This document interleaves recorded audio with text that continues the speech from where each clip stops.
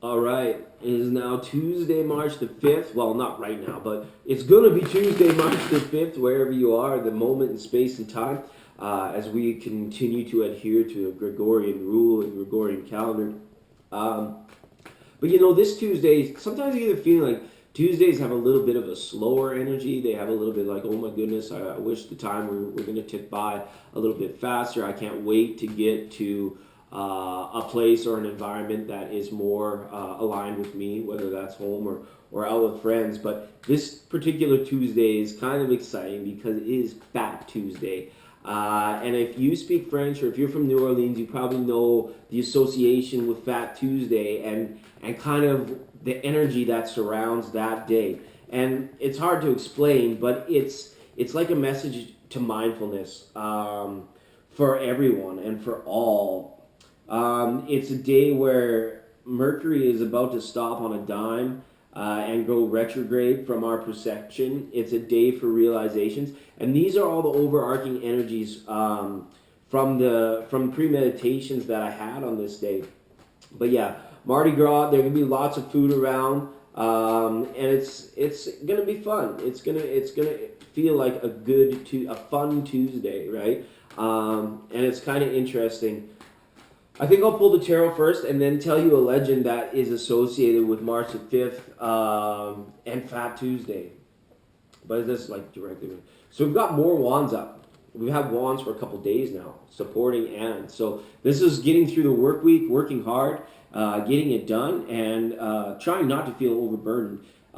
You know if you can take on more. Your boss doesn't know if you can actually take on more. Only you know, and that could be a conversation to have, or in any partnership. But this is I see people like getting through the week and actually growing forthright through making sure that that inner light that they're bringing out into the world every day remains somewhat guarded, somewhat protected. It's kind of like, yeah, we talked about yesterday with all the yeah buts and the interjections and stuff going on.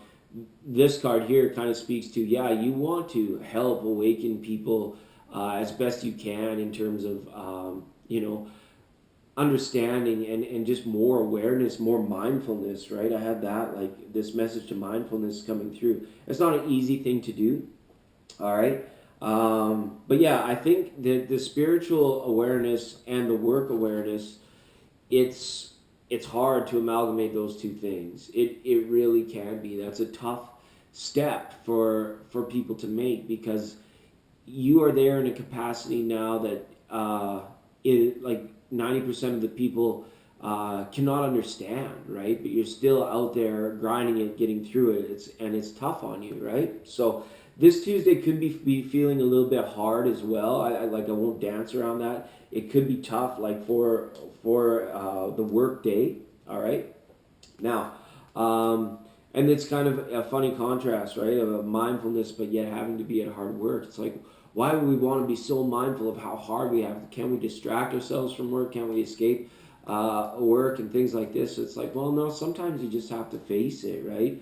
Absolutely, what's going on to get it done. All right. So this legend I have to tell is about this guy, and I think he was from Ireland, and this happened like about 1,500 years ago, maybe like 600 A.D. And this dude was out just roaming around, being at peace, and these heathens like attacked this guy, and they tied him up to a millstone, which is a great big giant disc shaped like pumice stone. Like it's like it was shaped like it was used to grind flour way back in the milling days, right? And it was the stone that worked. And they tied this guy to it, and their intention was to roll him down this hill off a cliff and have the waves beat him up against the rock on the seashell. And so they did this heinous thing, but when Buddy went off the hill and down the cliff, the water became perfectly still, and the rock landed face up. And this guy, the legend has it, floated all the way from Ireland to England on this millstone that it was tied to. And when he arrived in England, they were like, "Whoa! What? Like, how did this happen? Where did you come from? How?" Like, they saw it as a sign way back then, right? So then, which is cool about this guy, because this dude who is known as Perron, he was also one of the leading innovators in an alchemic sense, where he was like discovering how to like glean tin from like the ore in the earth, and thanks to this guy in large part, he was like one of the original founding founders of Foundry.